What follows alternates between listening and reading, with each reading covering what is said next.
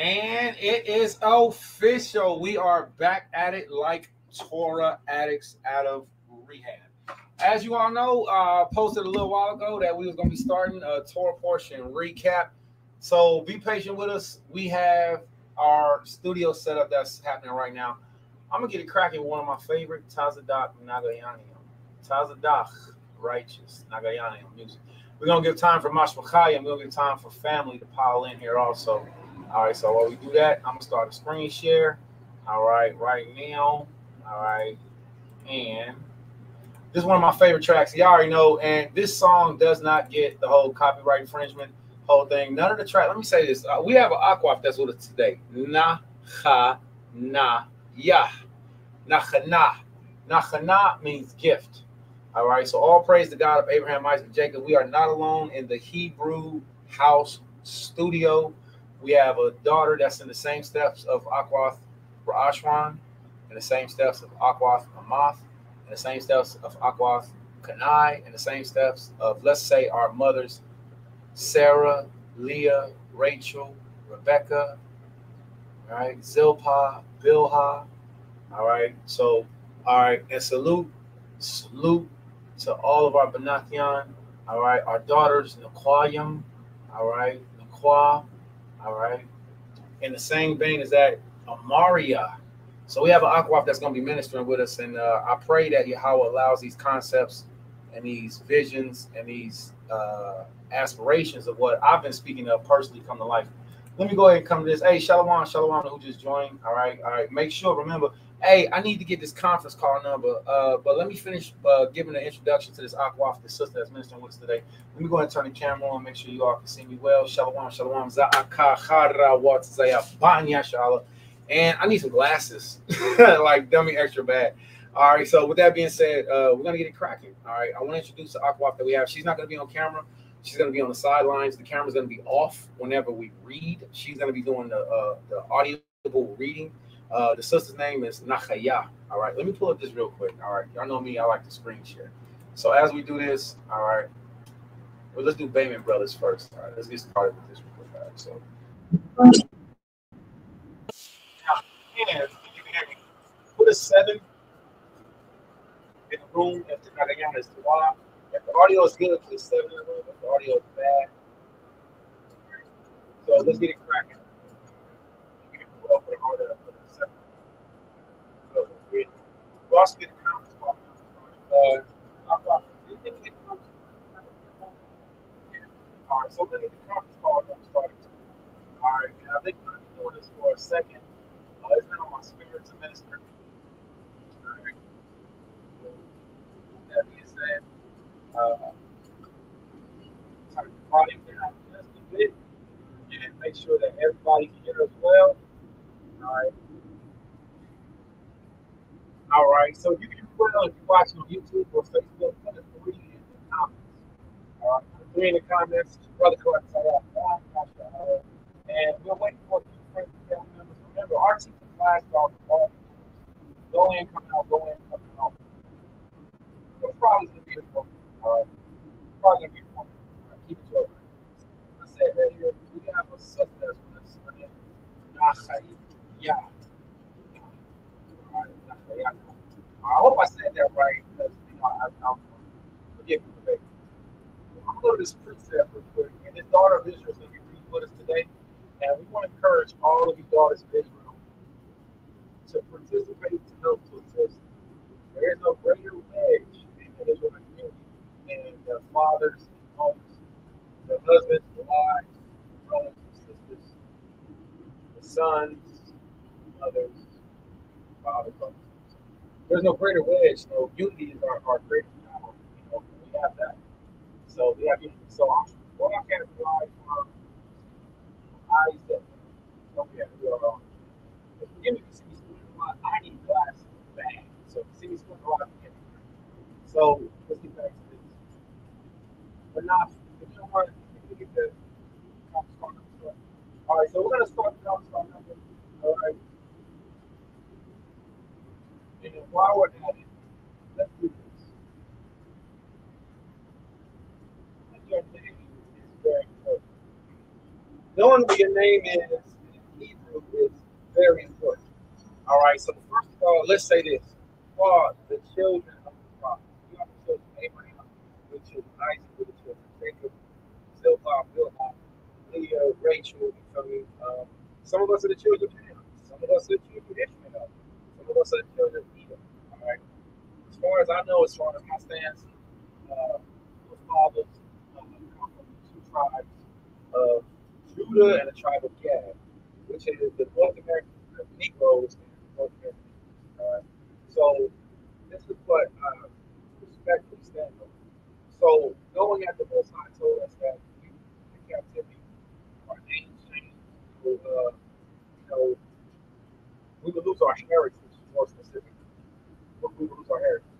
Once I found out that, okay, well, my heritage, everything, my culture, the way my people dress, the way my people speak, the way the direction my people pray to, once I found all those things, I was like, I don't know nothing about myself. So learning my name, that a lot of this might come to the truth, but if you woke up, and let me say this real quick. Man doesn't have a name. Your parents' names are already known. So brothers, there's no man that has to say, oh well, I'm the oldest, or to me, you remind me of, humble can of lions. Like humble can of lions. Like what about camel soup? Oh, camel soup. What's this? Yeah, brother, you remind me of, stop because my mother didn't do it. So all you do is you look up what your father and mother name, right? You look like a well, my father and my mother name was Chad. Look like a Chad now? You act like a Chad. So you take that name of what your parents named you, which are the descendants of the transatlantic slave trade.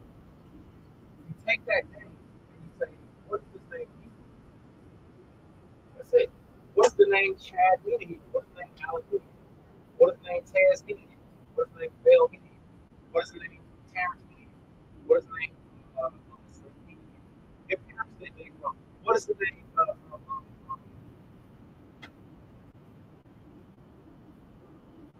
your name? What is your name? So don't think it's a slave name. Even your last name is not a slave name. So your last name is not a slave name. Hope everybody well. All right. You got conference. All right. So we want to get the conference card number up. And also, Masa Not. All right. This is the today. All right. So what we're going to do is we're going to take it. So what we're going to do is Masa Not. All right. Masa Not is the sister that's missing today. The name Masa Not is the name that's gift. All right. So this is the name of her father, her mother named her. So Sister Masa Not will be reading for us today. And like I said earlier in the video, she's of the same vein of the daughters of Israel. They are. So we should help you. All right. Now, the reality of this right here. The prophecies tell us that we will be against each other. We are to come together and help each other, and our nation is really, we're gonna boom and blossom. All right. So, I got a few brothers and sisters that I'm gonna be on the sideline doing a conference call and communicating with. All right. At the same time, we want to promote to you that you help others who haven't heard Torah portion, don't know about the Torah portion, that you reach out to them and help them. Right? So usually I'm on Isaiah Yasharahla right now. I'm gonna do some broadcasts, sharing of my own. All right. I gotta pause that song. That song right there is Donny Hathaway. Okay. Will not be playing any Donny Hathaway because this mug will be getting flagged. Okay? What? So, but as far as the study music that we have, I found a couple of safe tracks. All right. For those who don't have rock for a long time. For those who don't, that's not going to know. All right.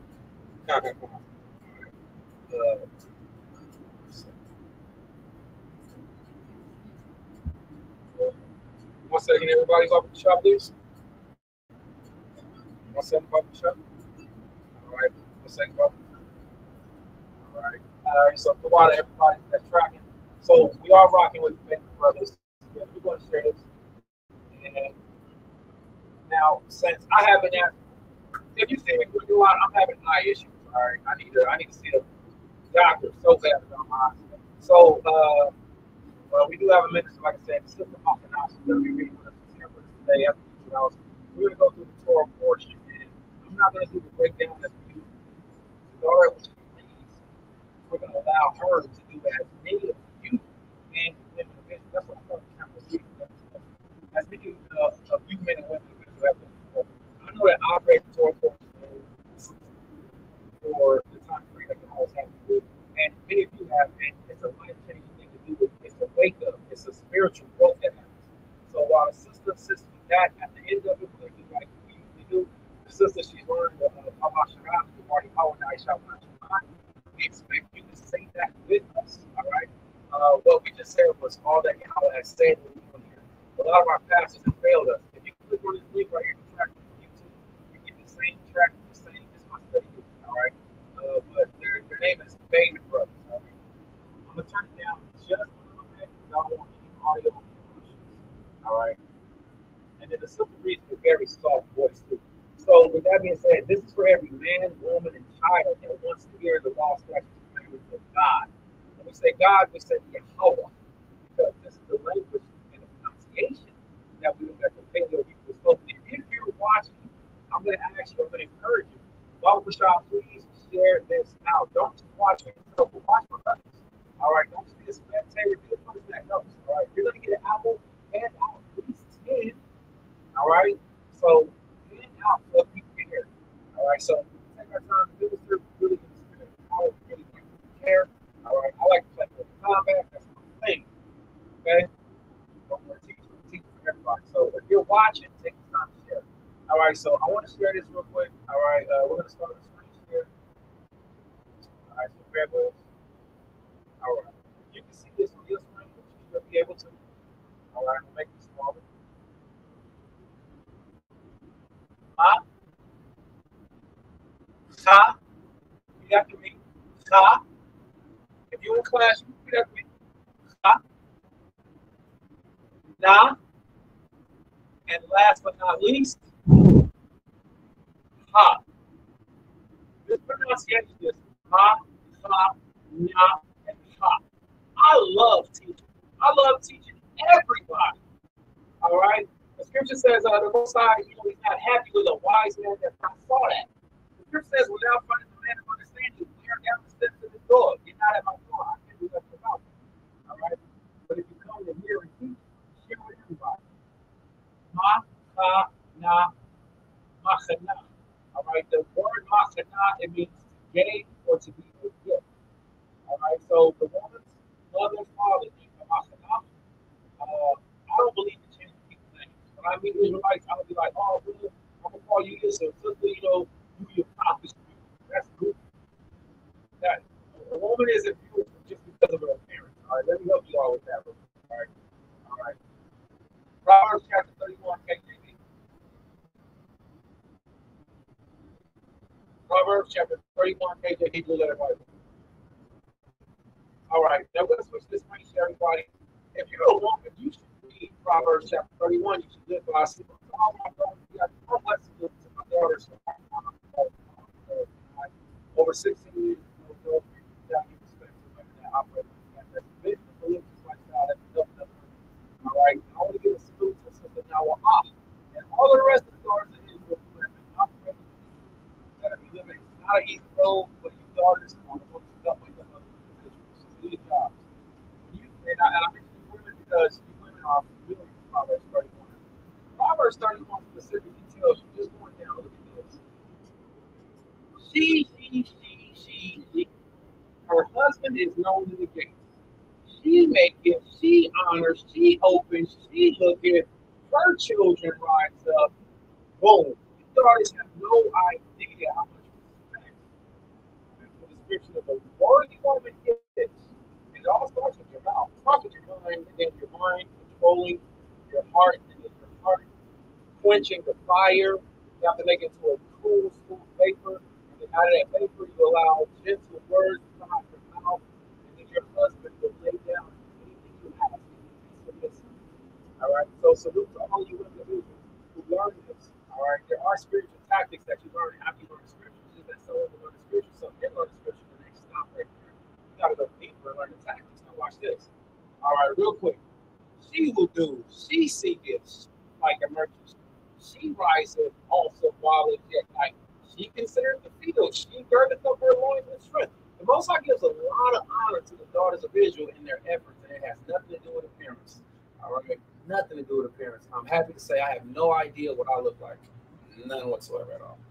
I'm very grateful to also say the Father has given me an eye to be able to see beauty from um, the aspect of all right, beauty from the aspect of the Bible. All right. So let's finish this up real quick. I want you all to see this because it's very important. Let's say Proverbs chapter 31, verse 28. He'll rise up and call her blessed. So I know that my Elijah considered her to be blessed. Her husband also, I know that I consider my virtues to be 31 daughters who I know this truth. Not just my ribs, but sisters that I've seen grow this truth. That's not my ribs.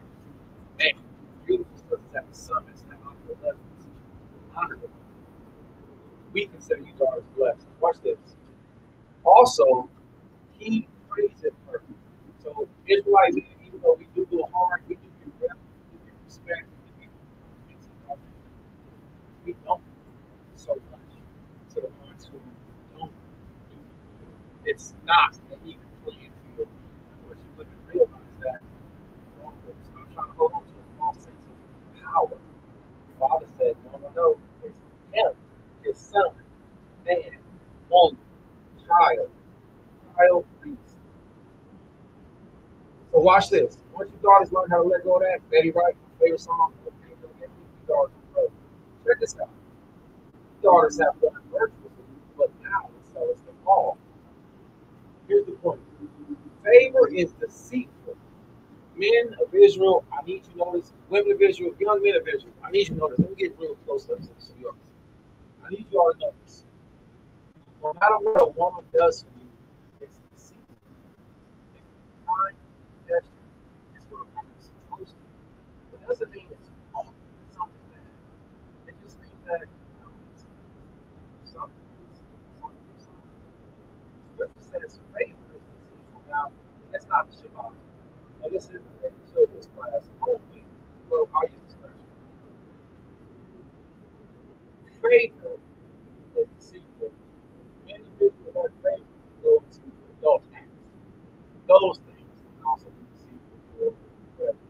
So be mindful. Favor is deceitful. And what else? Beauty is vain. Beauty is pointless. I'm so grateful that God blesses others. Taught us the little world. I don't know what beauty really is, which kind of obscures my vision. But I do appreciate Proverbs 31. So women who I've known and seen at the levels of beauty or baddies, whatever form, I don't know. The reason being is because this is what the Father chose us to do. So you don't eventually notice about yourself too. Beauty is deceitful.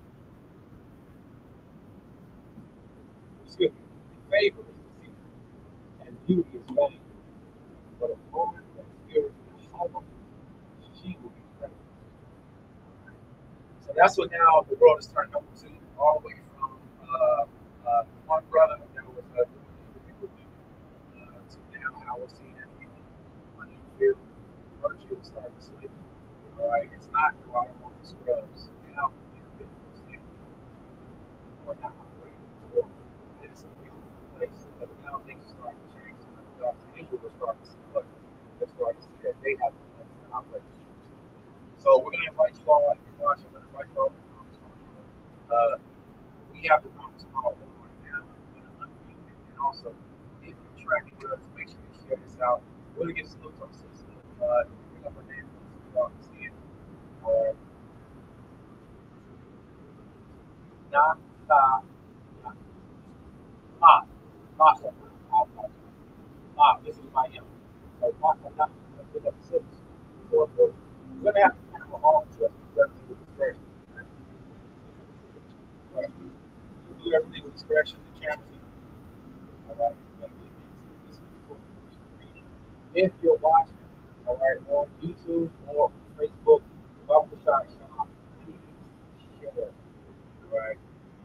Uh, for me, it's nothing more beautiful than God of Israel read the scriptures to the children. Uh, and salute to our sister Maria, did an excellent job. Still does an excellent job. Right? Of teaching the children of Israel. Right? So if you need any classes, I don't teach all of them. This week's 12 portion coming up. Not this one, but next week's 12 portion. So if you don't know, do a rotational teaching.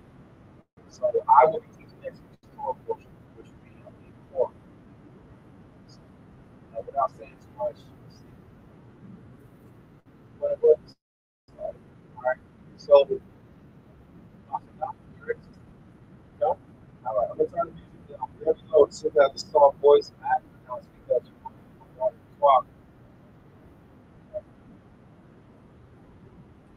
Started to quiet, very soft voice.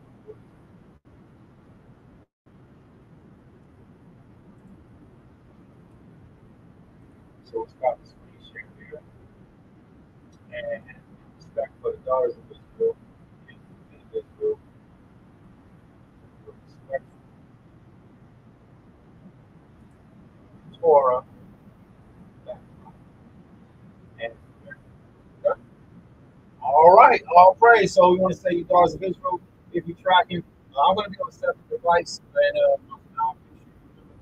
check this out real quick. Okay, kind of. So shalom, shalom. Are we tracking? All right, can everybody in the conference call? No, nobody's on the conference call yet. Okay, so nobody called in the conference call yet. So I'm going to help with that on the sideline. Okay. All right. There are windows, and we'll start screen sharing. Now, you all will be able to see the screen share reading. Okay. So we're going to start with Numbers chapter 13. It's a heavy word. You should have this. All right, it's a lot of Hebrew up here.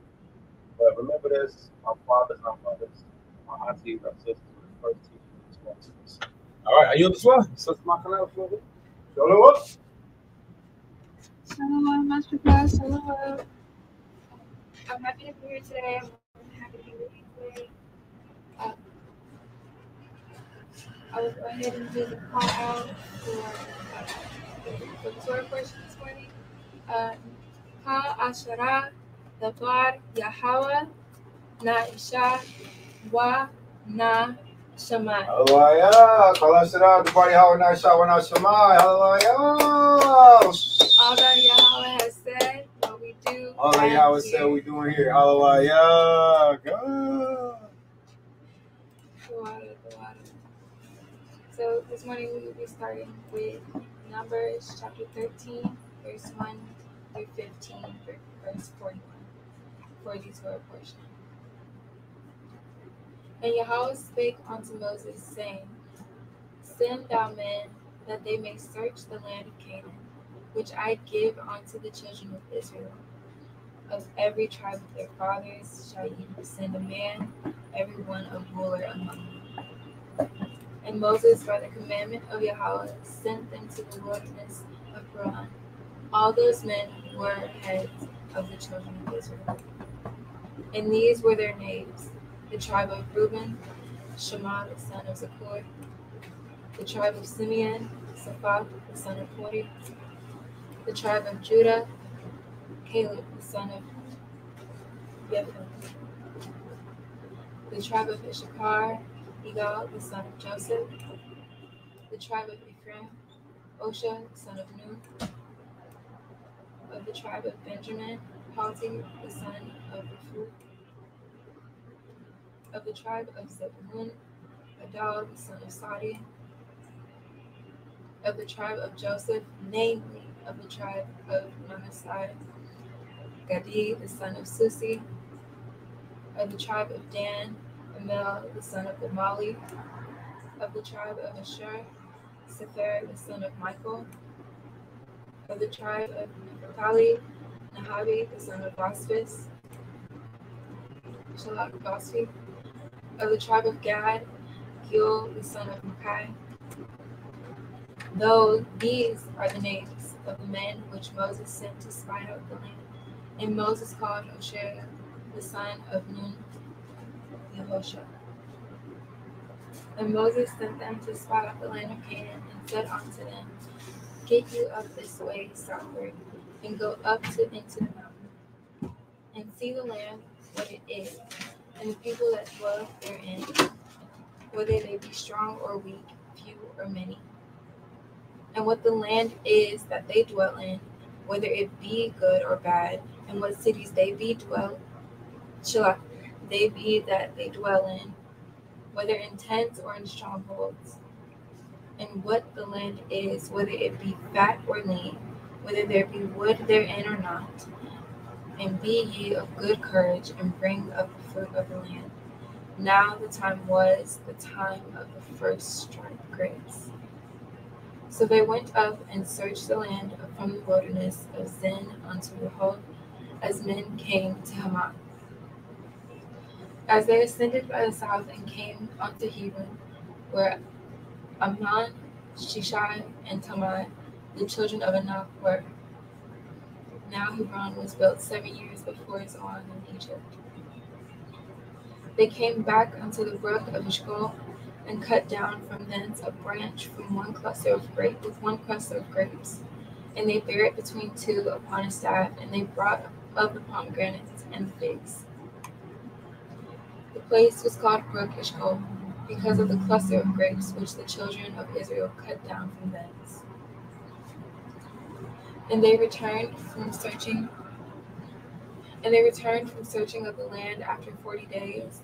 And they went and came to Moses and to Aaron and to all the congregation of Israel unto the wilderness of Paran to Kadesh, and brought back word unto them and unto all the congregation, and shewed them with the fruit of the land.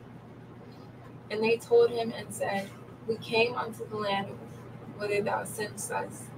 Surely it floweth with milk and honey, and this is the fruit of it.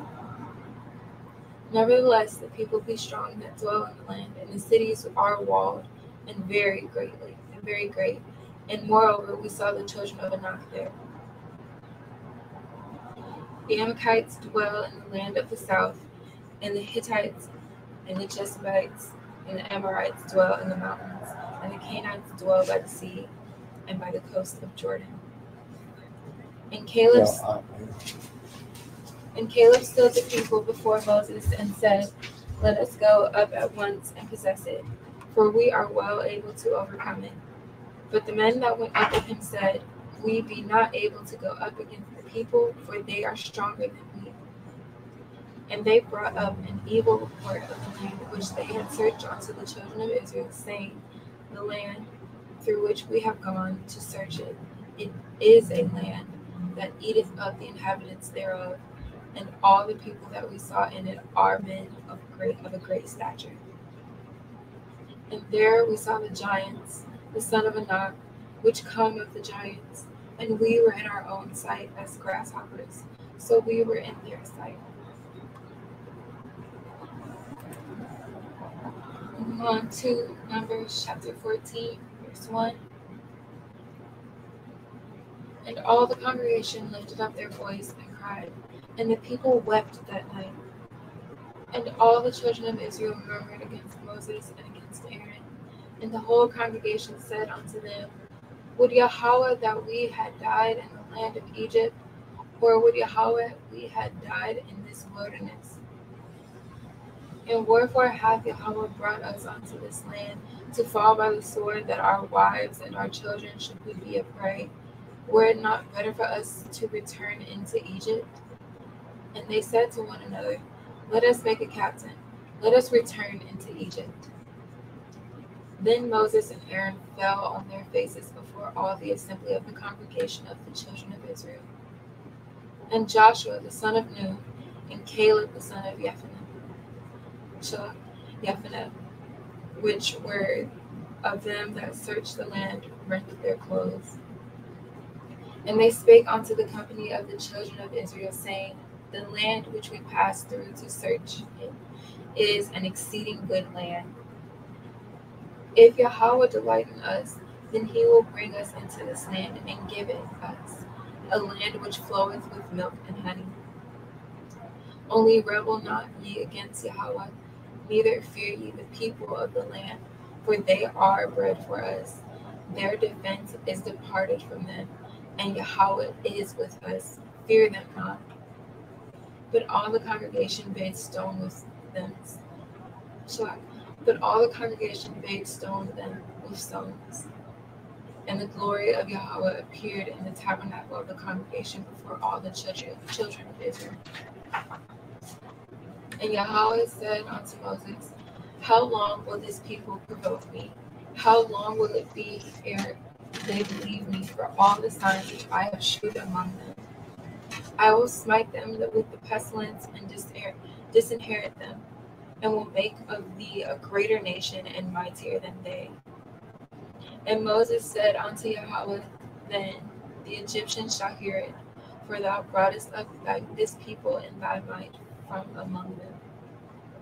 And they will tell it to the inhabitants of this land, for they have heard that thou YaHaWa art among this people, that thou YaHaWa art seen face to face, that thy cloud standeth over them, that thou goest before them by daytime in a pillar of a cloud, and in a pillar of fire by night.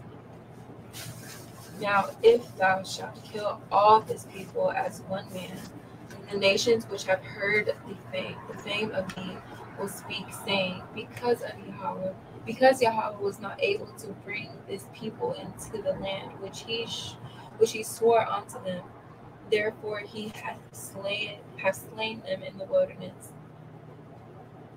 And now I beseech thee, let the power of my YaHaWa be great, according to thou hast spoken, saying, YaHaWa is long suffering, and of great mercy, forgiving iniquity and transgression, and by no means clearing the guilty, visiting the iniquity of the fathers upon the children unto the third and fourth generation. Pardon, I beseech thee, the iniquity of this people according unto the greatness of thy mercy, and as thou hast forgiven this people from Egypt even until now. And YaHaWa said, I have pardoned according to thy word. But as truly as I live, all the earth shall be filled with the glory of YaHaWa. Because all those men which have seen my glory and my miracles, which I did in Egypt and in the wilderness, and have tempted me now these 10 times, and have not hearkened to my voice, surely they shall not see the land which I swear unto the fathers, neither shall any of them that provoke me see it. But my servant Caleb, because he had another spirit with him, and hath followed me fully, him will I bring into the land whereinto he went, and his seed shall possess it. Now the Amalekites and the Canaanites dwelt in the valley. Tomorrow turn you and get you into the wilderness by the way of the Red Sea. And YaHaWa spake unto Moses and unto Aaron, saying, how long shall I bear with this evil congregation which murmur against me? I have heard the murmurings of the children of Israel, which they murmur against me. Say unto them, as truly as I live, saith YaHaWa, as ye have spoken in mine ears, so will I do to you. Your carcasses shall fall in this wilderness, and all that were numbered of you, according to your whole number, from 20 years old and upward, which have murmured against me. Doubtless ye shall not come into this land, concerning which I swear to make you dwell therein, save Caleb the son of Jephunneh, and Joshua the son of Nun. But your little ones, which ye said should be a prey, them will I bring in, and they shall know the land which ye have despised. But as for you, your carcasses, they shall fall in this wilderness, and your children shall wander in the wilderness 40 years, and bear your whoredoms until your carcasses be wasted in the wilderness. After the number of the days which ye searched the land, even 40 days, each day for a year, shall ye bear iniquities even 40 years, and ye shall know my breach of promise. I, YaHaWa, have said I will surely do it unto all this evil congregation that are gathered together against me. In this wilderness they shall be consumed, and there they shall die. And the men which Moses sent to search the land, Shelach, who returned and made all the congregation to murmur against him by bringing up a slander upon the land.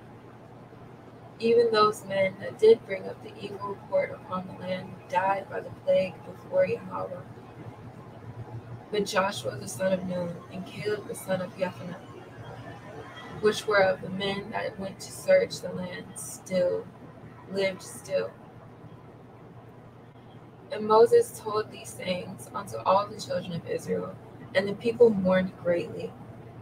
And they rose up early in the morning, and gat them into the top of the mountain, saying, Lo, we be here, and we go up unto the place which YaHaWa hath promised, for we have sinned. And Moses said, Wherefore now do ye transgress the commandment of YaHaWa? But it shall not prosper. Go not up, for YaHaWa is not among you, that ye be not smitten before your enemies. For the Amalekites and the Canaanites are there before you, and ye shall fall by the sword, because ye are turned away from YaHaWa. Therefore YaHaWa will not be with you. But they presumed to go up onto the hilltop. Nevertheless, the ark of the covenant of YaHaWa. And Moses departed not out of the camp. Then the Amalekites came down, and the Canaanites which dwelt in that hill smote them, and discomfited them unto Hormah. Numbers chapter 15, verse 1. And YaHaWa spoke unto Moses, saying, Speak unto the children of Israel, and say unto them, When ye be come into the land of your habitations, which I give unto you, and will make an offering by fire unto YaHaWa, a burnt offering, or a sacrifice in performing a vow, or in a free will offering, or in your solemn feast, to make a sweet savor unto YaHaWa of the herd, or of the flock. Then shall he that offereth his offering unto YaHaWa bring a meat offering of a tenth deal of flour mingled with the fourth part of a hin of oil, and the fourth part of a hin of wine for a drink offering shalt thou prepare with the burnt offering or sacrifice for 1 lamb, or of a ram thou shalt prepare for a meat offering 2/10 deal of flour mingled with the third part of a hin of oil. And for a drink offering thou shalt offer the third part of a hin of wine for a sweet savor unto YaHaWa. And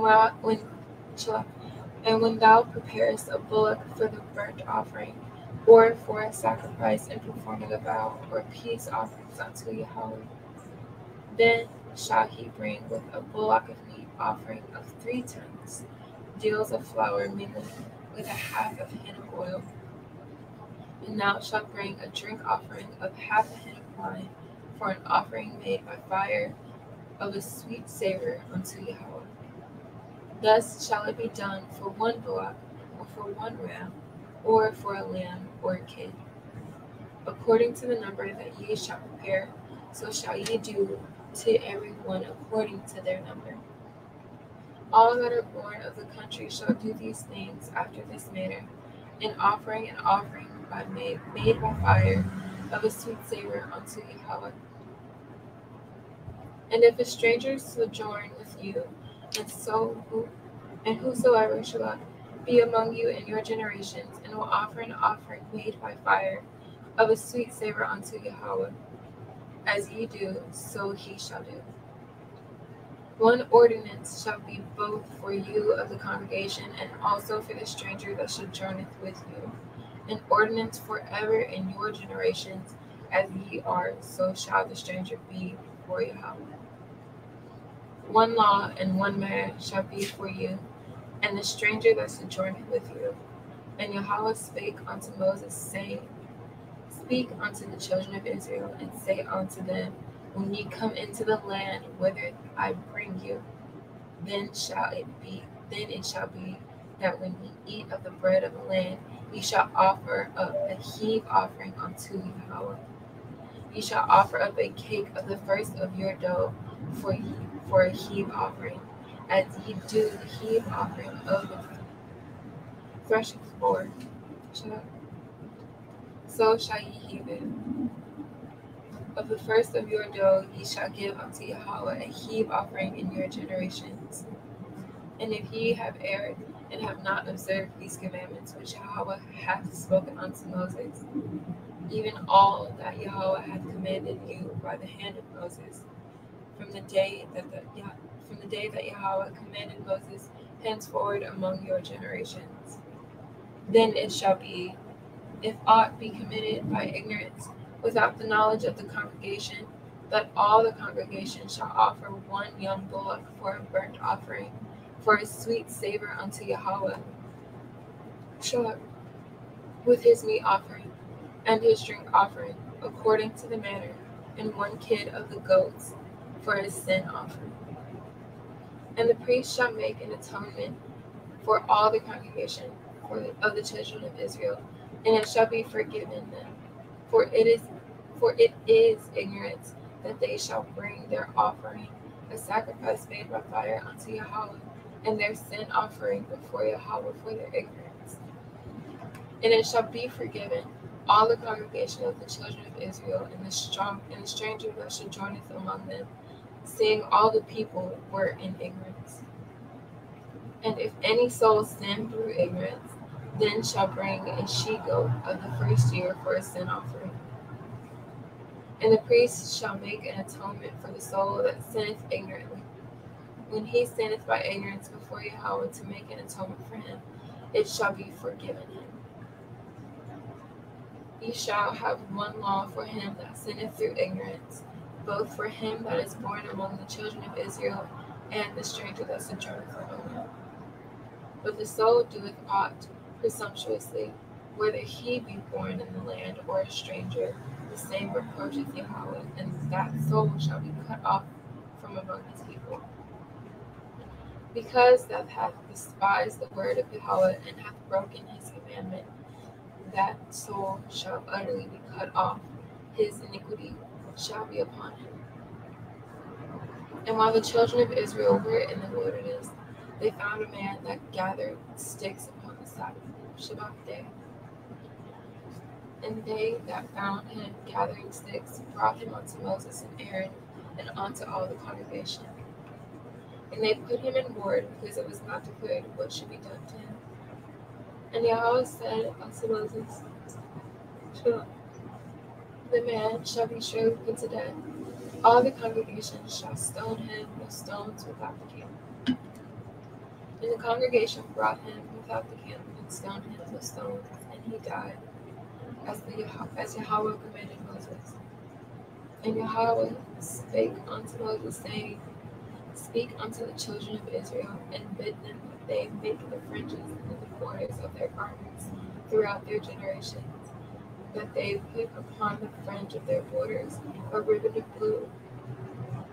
And it shall be unto you for a fringe, that ye may look upon it, and remember all the commandments of YaHaWa, and do them, and that ye seek not after your own heart, or and your own eyes, after which ye used to go upward, and that ye may remember and do all my commandments, and be holy unto YaHaWa. I am YaHaWa, your Elohim, which brought you out into the land of Egypt to be your Elohim. I am YaHaWa, your Elohim.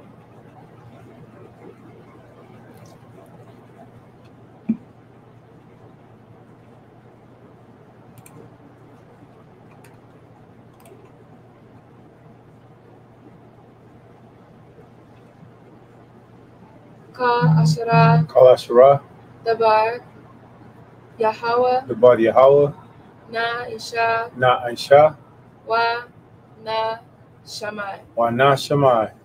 All that YaHaWa has said, All that YaHaWa has said, and hear. what we do and hear.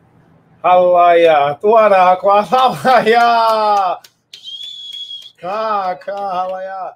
That was heavy. That was the entire Torah portion reading. Khan or the law portion? That was the Torah portion. Hey, SHALAWAM, Amadia. Hallelujah. Hallelujah. YaHaWa SHALAWAM Ra'ashwan Arab. YaHaWa Shamar Alatan. Khan Hallelujah. Lakaha Akwatian. All praise, Amaria. I want to tell you, you set an excellent example of daughters ministering and singing. And Brother Lupi asked about you today. Brother Lupi asked about you. We were having a conference call, and on a conference call, we was making sure that everybody was able to be in contacted. We're not done yet. I just want to give some respect. Rashwan wa Amaria Shalawam. So this is linked to my Isaiah Yasharahla Facebook and to the Isaiah Yasharahla YouTube, which y'all know I like to do the screen share. So as we are, let's go ahead and get ready to start, sharing out. We have the sister Machana, all right, Machana. So the sister Machanaya, she is allowing us to use her phone for this week's conference call. So if you all don't mind, Amaria, Rashwan, Machana, you daughters, you all can minister together. I'm going to go ahead and kind of take the helm. The sister did an excellent job of reading the Torah portion, the water. And then also, I'm going to bring up some stuff that was within what we read. And in the process of bringing up some stuff of what we read, just look at some extra things, all right? So now that we have the Torah portion reading completed as far as the law, all right, I'm going to expound on it. This is one of my favorite things to do, all right? I'm going to expound on what we just read. Now, when we looked at this week's Torah portion, I'm going to go back to chapter 13. I'm going to do a share, and I'm going to bring up the screen. And then from here, I'm going to bring up my screen. Booyah. Shalawam, Mashukah, Yabrakam, Yabasham, Mashakal Shai. All right, so with that being said, I'm going to bring up my screen. And I want to say the water again, Lakaha Akwatian, to all the daughters of Israel who helped minister in this teaching. All right, so salute to you all. All right, so now let's get back to the reading. All right. We're going to start our handy dandy screen share. All right. And with that, now, when we go back to the beginning, Numbers chapter 13. All right. Spies were sent out into the land. I think the majority of us heard this throughout Sunday school, throughout our life, etc. All right. If you haven't, let us give you a brief recap. All right. So when the Yaladim of Yasharahla, which means the children of Israel, when we were going into the land that the Most High told us that we were going to live. Now, here's the beautiful thing about this. We got in trouble, because I'll knock it off. I'll make a mistake. We got in trouble when we didn't believe in the Most High. All right. We made a major setback in our productivity. The Father knocked us back, let's say about how many years? 40 years. 40 years, an easy mission. All right. When you look at the research in this, I believe it was a 2-week trip, a 2-week walk. I think it was. And the children of Israel offended the Most High. And I got to say this, through the complaining that we did, and that's something that I'm still trying to learn how to get out of me, It's got to be my Gadite side. Definitely got to be my Judah too. Side too. So the Most High doesn't really reckon to complaining, murmuring, etc. Which could be, the reason that Yasharahla and ourselves are still in the conditions we in, murmuring, complaining. So once I seen this week's Torah portion, I was like, oh, yeah, my week to be cut. My week to be cut. All right. So, all right, let's look at this real quick. Put a 7 in the room if the Nagayan is 12. Put a 3 in the room if it's 12. All right, I'm going to get to this. And then also make sure, since we are, you all share out this stream, wherever it's streaming from. All right. So let's get to it real quick. So the spies were sent out to the land. I've seen a few beautiful things. I was in this week's portion. A few beautiful things. One of them is that the Most High is not dealing with unfaithfulness. He's not dealing with cowardness. All right. So the cowardice has to be something that comes out of us. There was 12 men that was sent, 12 men from each of the 12 tribes, as we see. And salute to the daughter for going through and read these very hard names. Can I tell you something about Machana? It's easier to read these names in Hebrew than it is in English. I believe it. It is, yeah, absolutely. Yeah, come on. So let's look at this name right here. And I want everybody to see this, all right? Now, let's see. Numbers chapter, let's start Numbers chapter 13, verse 3. And Masha, by the commandment of YaHaWa. So remember this, the Most High gave us our instructions on how to do everything, all right? So Masha, by the commandment of YaHaWa, sent them from the wilderness to Paran. That's how it's pronounced whenever you read it in Hebrew. But in English, I encourage everybody, read it how you see it. Just get through the verse. Read it how you see it, all right? Paran, right? All those men were heads of the children of Israel. You just keep going, get through the verse. Don't give up. All right. So that's the first thing. SHALAWAM, Yasharahla. I'm happy to see the numbers growing. If you watch it, make sure you share this out. Put a 7 in the room if we can be heard good. Put a 3 in the room if we can't be heard good. Again, salute to our daughter, Machana, which is I bought that people gift, who was our reader today. Let's get back to this. So still on screen share. All those men were heads of the children. So here we go. Here goes something to look at with this week's Torah portion. All right. So one man was from the tribe of Reuben. One brother was from the tribe of Simeon. So this week I went through a test. You know, I even tested myself. What are the names of the 12 tribes of Yasharahla? Everybody should have it memorized. If you don't, it's okay. You're still alive. You have a chance. So our grandfathers and our uncles are Reuben, Simeon, Judah, Issachar, Ephraim, Benjamin, all right, Zebulon,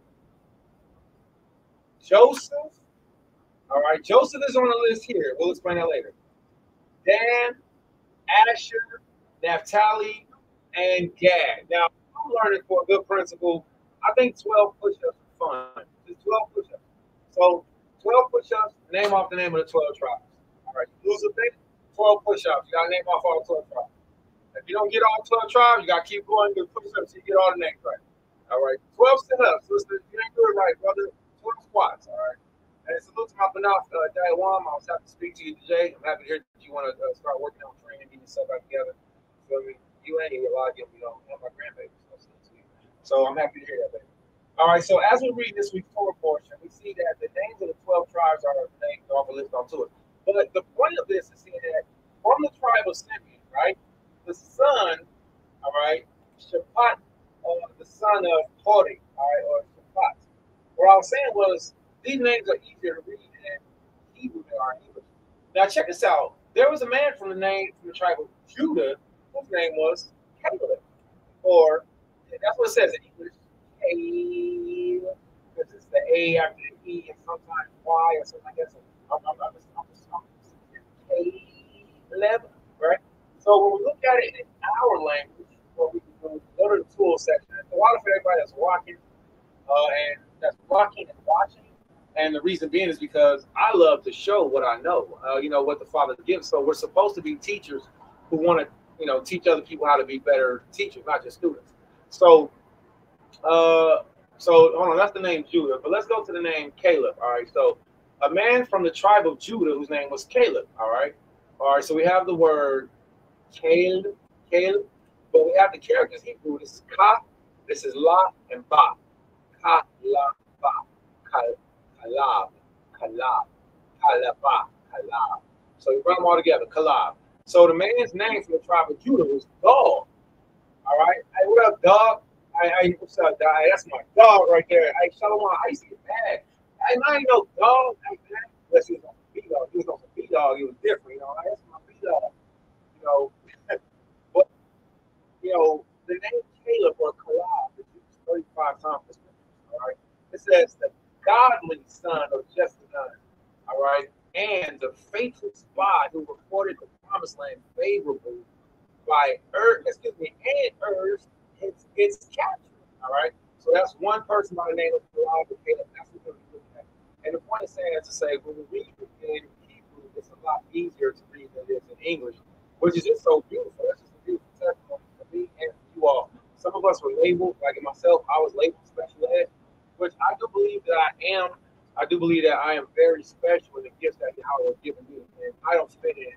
And all of you don't fit in, all of you, odd dogs, misfits, salute to you. Be who the most I made you be, because we have a place.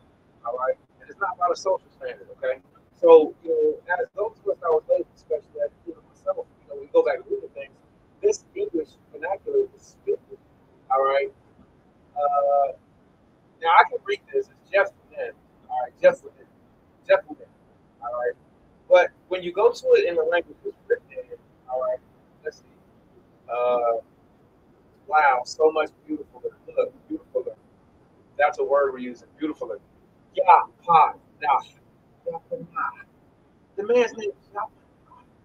Then you go on to English, and your eyes see you like Jeff. It doesn't make any sense how much this, not only the English vernacular, but this nation, but it works to hide and disguise the easy and beautiful truth of our salvation. YaHaWa.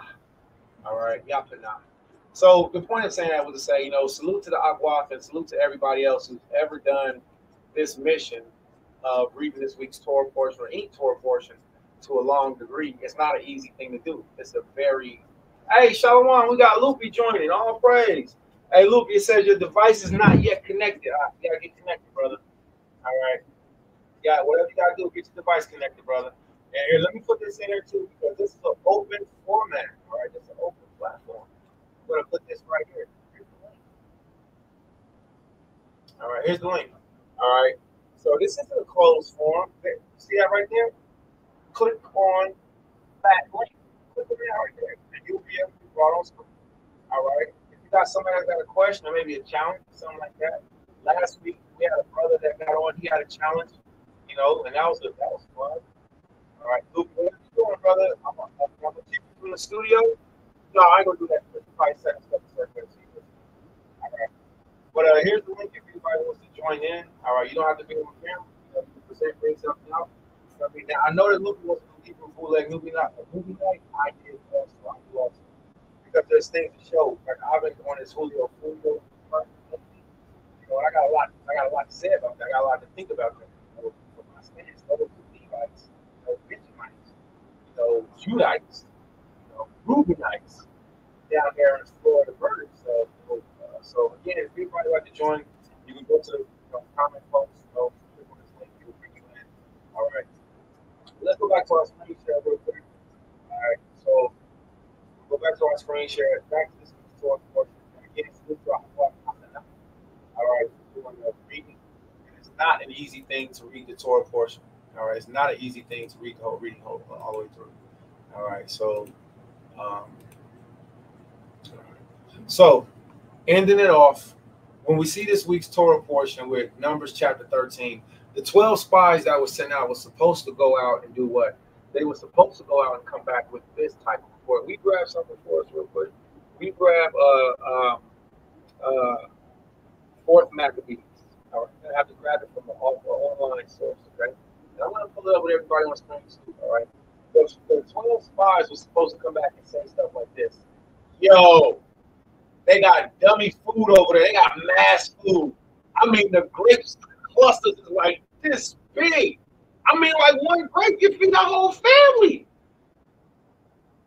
They should have came back like, yo, they got these castles, they got these houses, they got these high walls. Man, they live in the hills. Yo, them Canaanites, man, they got everything, man. We was all up in their windows. We spies. What you think a spy do? A spy up in the window. I used to be a professional spy. Yeah. So, yeah. According to the scriptures or how I said like this. So spies go up the windows. Spies look at it. Yo, we're trying to figure it out. We're trying to see what's going on so we come back and get back a righteous report. These men, these 12 tribes, men, 12 men, most people wasn't after 12. Out of 2 of them, out of 10 of them, only 2 came and said some pop.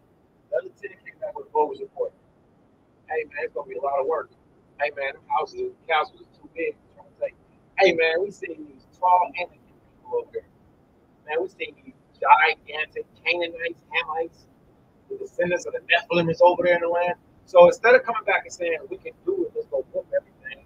Let's go and whoop everything, take everything, have a good feast, and praise YaHaWa.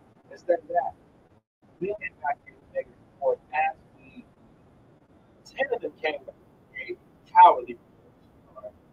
Skip down because we never read the sister already did. I'm not gonna go over what she did. This one right here. If you watch it again, go ahead. If you didn't watch it again, go back and watch it. All right. It's a beautiful reading. It's like Sister Maria done. It's like the other daughters done. Protion, my mom. I named them specifically because these are women that's part of my family, friends, and I know Sister Nalbana. She's never, I've never, but these women, well, Maria, the point is, we've seen women do this before. We want to encourage the other women to continue too, because according to Jeremiah chapter 9, which is one of my favorite scriptures, Jeremiah chapter 9, KJV Blue Letter Bible. I want you to hear this, okay?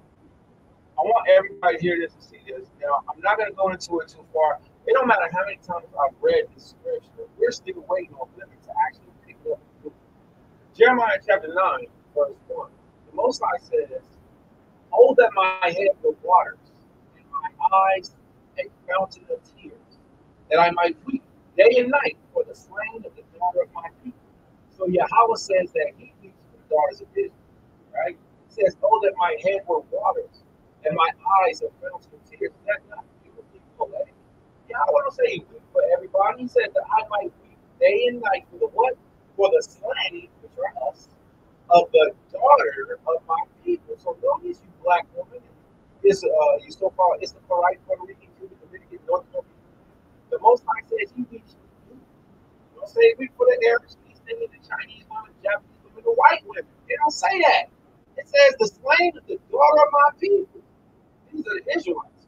Now, there's something very important that we all have to learn in Jeremiah chapter 9, that the Most High warns us about using our words to hurt other people. Right? While Tim is bit backwards like a boat. So the Most High rebukes us for being like that.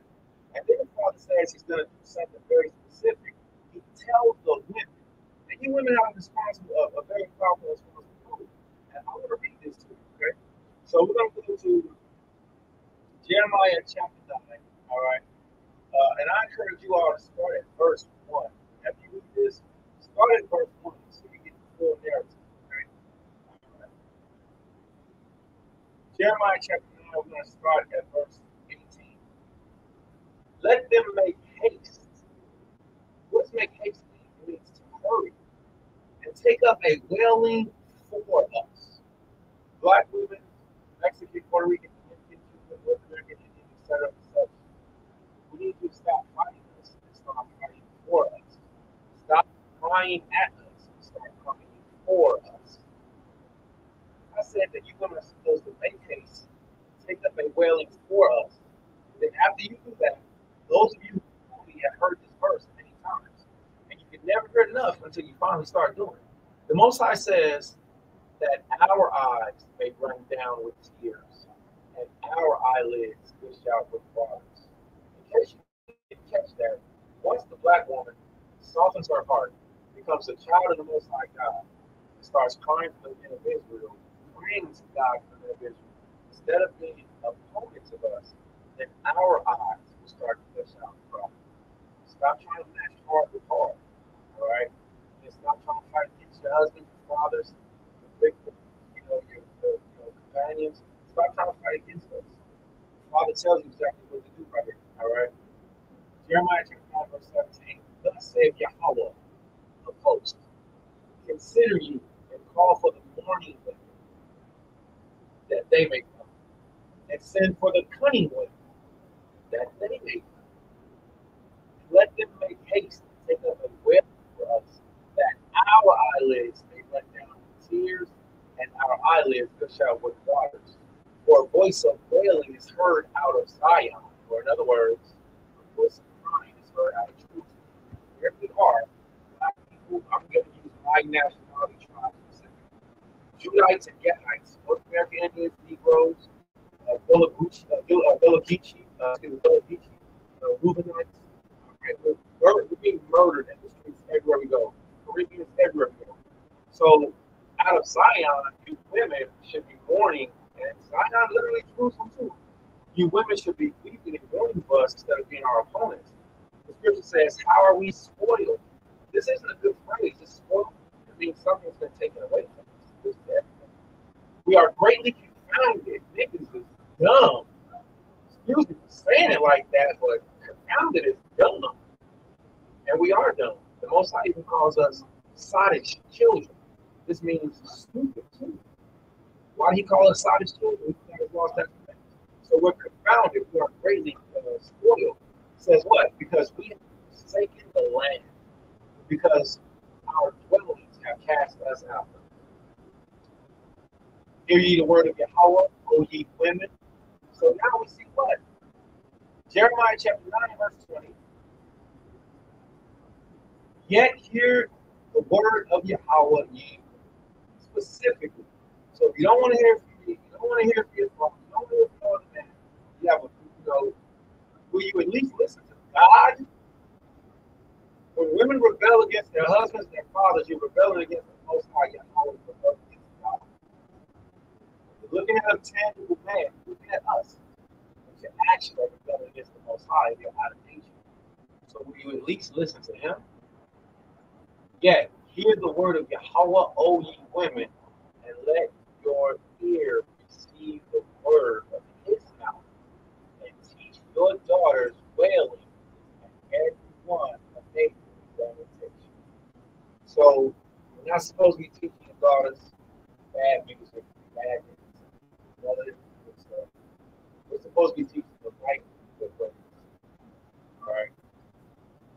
That's the reality. So we need you guys to operate the way we should. All right, you individual operate the way we should. Not the easy road. You work the easy road. All right. So let's get back to this. What you can't do. Numbers chapter 13. Let's get back to it real quick. Kalab. This is the name we're focused on. Kalab from the tribe of YaHaWa, from the tribe of Judah. Kalab from the tribe of YaHaWa, dog. He came back with a testimony that we should have seen from like what happened. Now I'm gonna pull the fourth Maccabees. I want y'all to see it with still speaking. Fourth Maccabees. Let's see if Bible Gateway, maybe fourth Maccabees, virtual library. I have if I do a lot of stuff, good stuff, give it all. So into your house.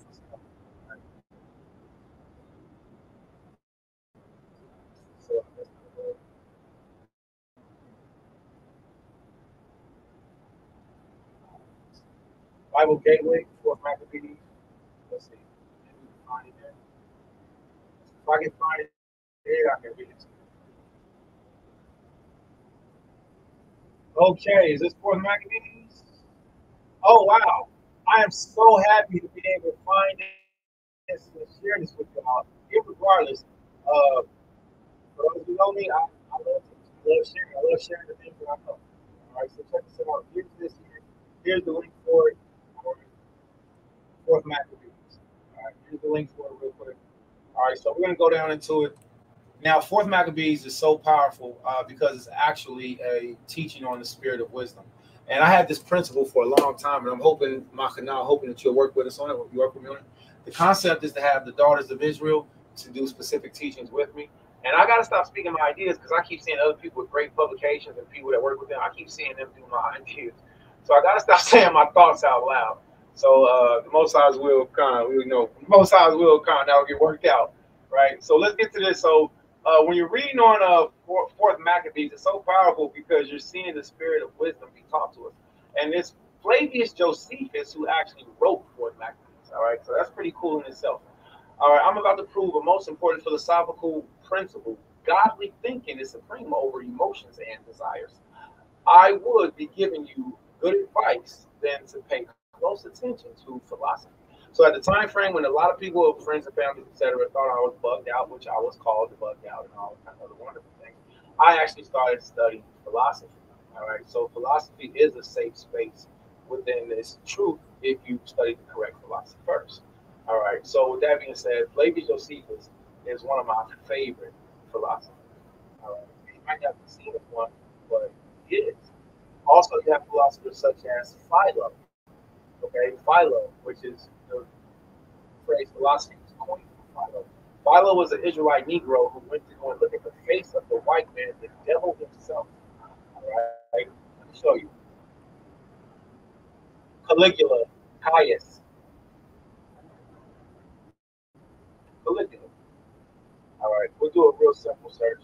All right, try not to make it too complicated. So check this out, Caligula. See this heathen right here, this devil right here. When I say the white man is the devil that the Bible speaks of, I hold my hand high and stick out my neck. Caligula was the devil that the Bible spoke of. He murdered Israelites by the thousands. He had us raped on orgy boats. He had a barge, a large boat that was out in the ocean, and it was a torture prison to where if he caught you and you were Yasharahla, it was a bad day for you. Caligula's the movie based on Caligula is actually produced by Penthouse. That's how bad Caligula's story. They couldn't tell a regular story about Caligula. It had to be told by Penthouse, pornographic publication company. Caligula movie, Penthouse. Oh, it's blurred. Why do you think it is? So all within this movie, they show scenes of how Caligula not only murdered his relatives, he had sex with everybody. He would literally come to your wedding and rape you in front of your wife. And this is after the sex. Caligula will rape men in front of their wives after their wedding. This isn't the half of whenever you look at the abomination of desolation as a description, Caligula was the one that he had the artifacts of YaHaWa moved out, and he had a large statue of him with his penis hanging out inside the temple of YaHaWa. That was the abomination of desolation. Okay, so this is the guy who did it. You know, Fourth Maccabees. When you go into this time frame, I'm going to yield the floor on that. All right, let's go back to this real quick. All right, go back to this real quick because I want you all to be able to see this. So, hey, can I what kind of one? SHALAWAM, YaHaWa. I'll call it Yaladi, I'll call it Hashmaka. All right. So let's go back to this real quick. Screen share. And so when we're looking at Caleb and we're looking at the spies that went out, they had a stance that they could have taken. And their stance could have been a stance of cowardice, but it wasn't.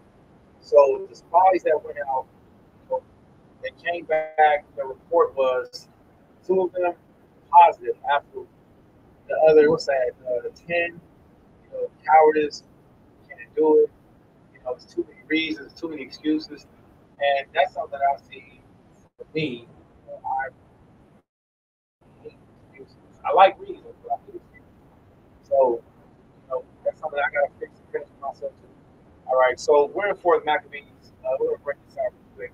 Our Antiochus begins to oppress the Jews, footnotes, our Fourth Maccabees. Forgive me if you see me doing a lot of squinting, screen changing. That whole old man eye thing really crept up on me. All right, Eleazar's defense. All right, so remember this. Fourth Maccabees chapter 7 and 6 is where we are now. All right, so talking about Eleazar. All right, so for those who don't know, Eleazar was an old man, 9 years old. He was beaten, murdered by the police in front of everybody because he wouldn't eat one piece of pork. The police held him upside down, poured burning hot substance up his nostrils while he was stomping and setting on fire. So this is Eleazar's praise for not selling out, for not being a buster, for not eating one piece of bacon. They was like, Eleazar, just eat a piece of man, just tell the children you bacon. Right? Not like that. So Eleazar didn't go out like that. So this is praise of Eleazar in 4 Maccabees chapter 8. And it's also breaking down how Eleazar thought, he applied wisdom to himself. So he was like, hey, I can eat this right now. Oh, yeah, it's okay, everybody. Oh, woo, I live. Eleazar was like, no, I can either live a few more years in dishonor, or I can die for YaHaWa and live forever and not have stained teeth or stained reputation or teach the children to sin against YaHaWa. Eleazar was 90 years old and said, go ahead. So these white people, these murderous police, these Roman centurions have not just now started murdering us. Most I said they have no discretion of young, old, They've never had discretion. And this all happened on the day of the mother and her 7 sons murdered. All right. The brothers' response to the tyrant.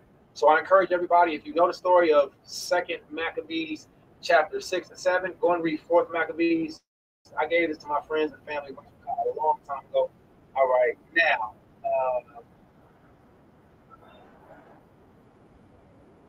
to be able to introduce it to you today is beautiful. You just got to find the right thing. All right. So it's going through each one of the brothers' responses. This is the 3rd brother's response to the torture. Okay? That's the 3rd brother's. So remember, it was 7 brothers that was murdered in the span of one day. 7 brothers was murdered in front of their mother. First, the 90-year-old father, Eleazar, that everybody loved and respected. And after that, the 5th brother, the 6th brother. Can you imagine being a mother and watching all 7 of your sons have their heads cut off, have their tongues ripped out, have metal pokers shoved up their rectums? And this is in front of everybody. Have their eyes gouged out, and while they were standing there, the police was like, "Eat the pork. You don't want to eat the bacon, no? Eat it, nigga." This is what's happening now today. Niggas be like, the baconator. Nigga, I love Jesus. They eat the baconator, whatever. They eat the baconator, whatever. And it's such a joy over that demonic flesh because they don't know the 7 brothers that were murdered one day. So, but it's not just that. It's so many other things. Let's read this real quick. We'll get to the last point. The 7 brothers' response and death. Now, this goes back to the Torah portion. All right, so pay attention. The reason why we're reading this is because there were 10 men that were cowards, and there were 2 men that was of heart. And we have a lot of men in Israel that are cowards, and we have a lot of women in Israel that are cowards. We got some that are on heart, you know. And I encourage everybody, you know, keep your heart 2 steps, you know. So let's get this real quick. This is what was going on. When the 6th brother also died a privileged death after being thrown into a burning hot kettle, the 7th and youngest son of all came forward. Now, this white man, Caligula, and his men, again, murdered this family was called a choir. It was 7 sons, from the oldest all the way to the youngest, and his mother was murdered last. So, Eleazar, 90-year-old OG. The oldest son, all the way down to his last son. So let's read. When his body was, when he saw that the boy was already in chains, the tyrant felt pity for him. Despite the verbal abuse he had endured from the boy's brothers, he called the boy closer and tried to encourage him. The white man is the devil that Bible speaks. So this Edomite man, which the scriptures refer to him as a tyrant, he just murdered this baby boy's 6 older brothers. Now, and it says, despite the verbal abuse he had endured from the boy's brothers, this means that the brothers went out swinging. You heathen! We'll see you and your children in the next life, but y'all gonna be in the lake of fire forever. So on the way out, these brothers was giving him verbal abuse. So he want to try to speak nice. Come here, I'll be your friend. I have a terrible Donald Trump impersonation. My Donald Trump impersonation is terrible. But they primarily do the same thing. Come close to me. We'll give you a position of authority. We'll give you a good job. You know, we'll give you this. We'll give you that. That's exactly what this white man did after he just murdered these beautiful Negro families. Despite the verbal abuse he had endured from the boy's brothers, he called the boy closer and tried to encourage him, saying, "See the result of the lack of sense." They died in terrible pain because they disobeyed. You don't obey me, you will experience horrible torture and die young before the time. But, young man, if you listen to me, you will be my friend. And you'll be put in charge of the affairs of the king. Isn't that what they do now? We'll give you a job. We'll give you a job. Niggas are so starving to have a job. I hate this complex of how things are going. Teaching is freedom. Being in the scriptures is freedom. But we got our first jobs when we was in Egypt. Everybody had a job in Egypt. It was slavery. It's the same thing. So this is what this heathen, I just murdered all your brothers. They were stupid for what they did. You don't do it, I say, you're going to die like them. I give you a job. Come on, man. But if you listen to me, you'll be my friend, and you'll be put in charge of the affairs of the king. After giving his advice, Antiochus,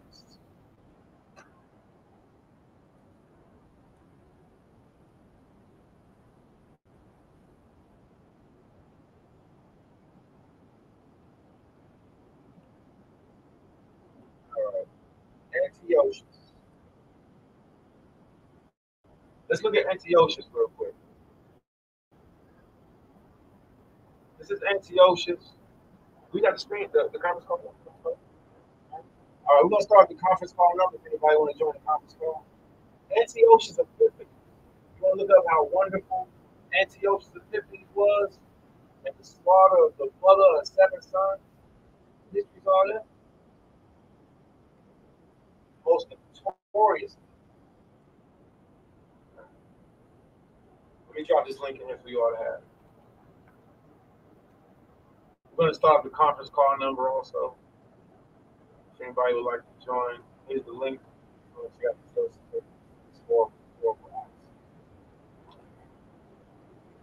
If you can hear the Nagayana, you can okay for the 7 in the room. If it's too low for the 3 in the room, if you hear it fine for the 7 in the room. All right, let's get back to 4 back. We got the conference call line open. Everybody can call in the conference call. All right. And then once you do, make sure you share out the conference call. Fourth Maccabees, still dealing with the spies. Now, Antiochus sent for the boy's mother to take pity on her after she had lost so many sons, and so she could persuade her remaining sons to obey and save themselves. Ain't that trifling? I just killed all 6 of your sons, and bring the mother forward. Make a lesson convince you not to kill him. You want to do that for me, black woman? Does that even make sense? That's scandalous. That's scandalous and trifling. After his mother encouraged him in Hebrew, all praise. All right. Hey, Shalom. Come Yasharahla. All right. All right. So with that being said, the conference call number is open. All right. So you can call in if you choose to. All right. We also want to make sure that you share the link out. I'm gonna put the phone right here so it can be heard. Nope. Where it can be heard? Find where it was. Shalom. Shalom.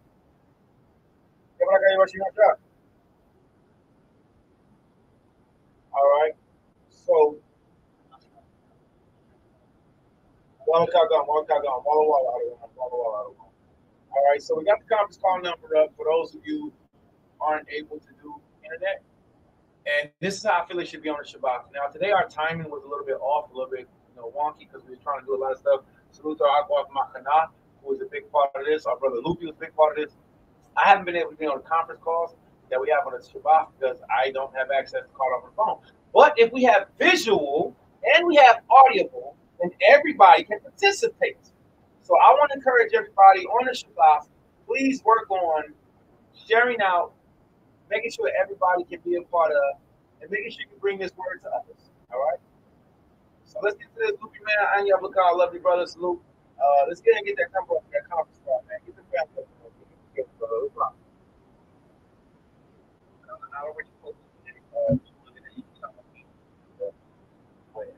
Walla. All right.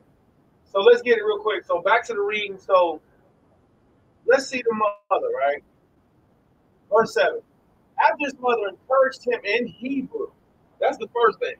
She didn't stand there and talk to him in English.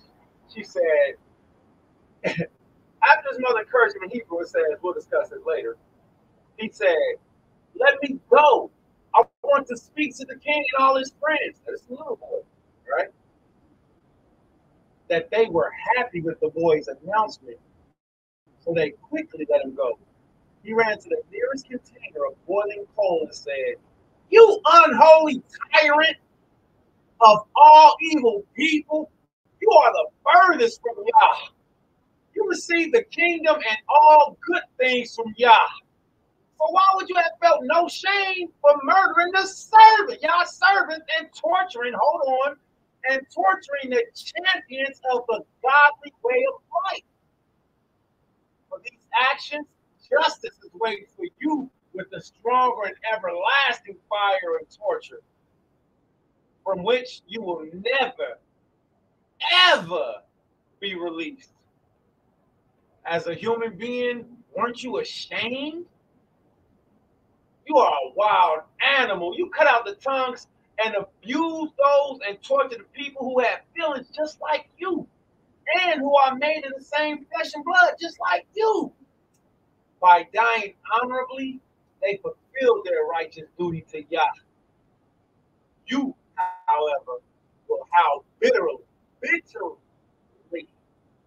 for killing without reason, which the word murdering is here, for murdering without reason these champions of a godly life, of the godly way of life. Then, since he also was about to die, he said, I'm not going to desert the good example of my brothers. I call on YaHaWa of our ancestors to show mercy on our nation. On you, however, he will take revenge, both now while you are alive and after you are dead. After praying against the tyrant, he threw himself into the container of burning coal and so gave back his life. One of my favorite heartbreaking stories. I love reading this at home. I love reading this at Black History, whatever. His family was murdered for 91 piece of pork. You got Israelite Negroes right now that would give their life to eat a piece of pork. Not save their life, they would give their life to eat a piece of pork. And when you learn the story of the mother, her 7 sons, and the father, Eleazar, you find out that it was worse than what we read. Now, when we go down, we see that in chapter 4, verse 13. Let's get to book 4, chapter 13. So we're going to go down into the details of the beloved siblings. But we have this last part, and we're still looking at the subject of spies. It says, the mother is the best example. Now, let's see this real quick. You got to take, for example, this mother just witnessed her 7 sons be murdered in the course of one day. Eleazar, which some believe Eleazar was her husband, but we don't know that, but he was murdered first, and then the 7 sons, and then the mother last. Now, this is an all Negro, African-American, black family, all right? They were Levites. This is a whole Levite family. And the youngest son said, let us be an offering, a sacrifice that YaHaWa accepts. So don't tell me that YaHaWa don't accept human sacrifice. All throughout the scriptures, YaHaWa killed us by the thousands, and that's considered a sacrifice. And then after, he's like, you know what? Give me some animals. All right. Y'all stop messing up. Give me animals. All right. So the scripture says life is in the blood. And most I didn't say we can't eat flesh. It said we can't eat the life of the flesh, which is the blood. So no drinking blood. All right. So the point is to say this. The mother was the best example. All right. Let's read this. And this goes into the 10 spies. This is an encouragement for me also. Don't think it's surprising that clear thinking had full control over these men during their torture, since a woman's mind held contempt for even more varied sufferings. The mother of these 7 young men endured the torture of each one of her children. So she didn't just get tortured once. She felt each one of her. She gave birth to all these men. You see now how a mother's love for her children is very complex feeling. It's a very complex feeling. Everything is focused on sympathy that she feels for them deep down inside. Even animals without understanding have sympathy and love for their young, just as human beings do. For example, birds do this. The tame ones protect their young by building their nest on the roof of a house. Other birds build their nest on the mountain peaks, in steep canyons, and in holes of trees or on tree tops, so they can hatch their baby birds and stop eating too close. Now, this is the writings of Flavius Josephus. Even though we're reading in modern day text, don't get lost. It's Flavius Josephus, so it's creditable. If they can't stop something from coming too close, they will do whatever they can to help it young. They'll fly in circles around the bird, driving by anguished love, warning their young with their calls. And sometimes that's all a mother can do. It's just warn them, right? This is so beautiful. It's poetic. But why is it necessary to demonstrate the fact that animals, without understanding, sorry, but why is it necessary to demonstrate the fact that animals, without understanding their sympathy for the young, when it is time to build the hive, even the bees defend themselves against those who come too close. They sting like an iron dart anyone who comes near the hive, and fight even to the death. But the young, but the young man's mother wasn't moved by sympathy for her children. She had the same heart as Abraham.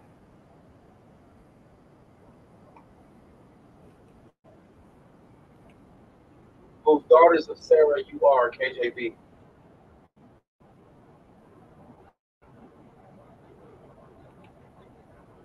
First Peter chapter 3, KJV, Blue Letter Bible.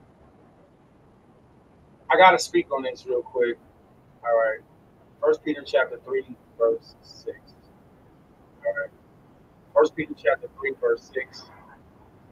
It says, no wait, this verse blows my mind. It blows my mind to think that there are people who read this verse and then completely ignored it and act like it didn't exist or that they didn't know what it is. I want everybody, I want you to do this very well. This is Proverbs chapter Peter, First Peter chapter 3. And we're going to start at verse 5.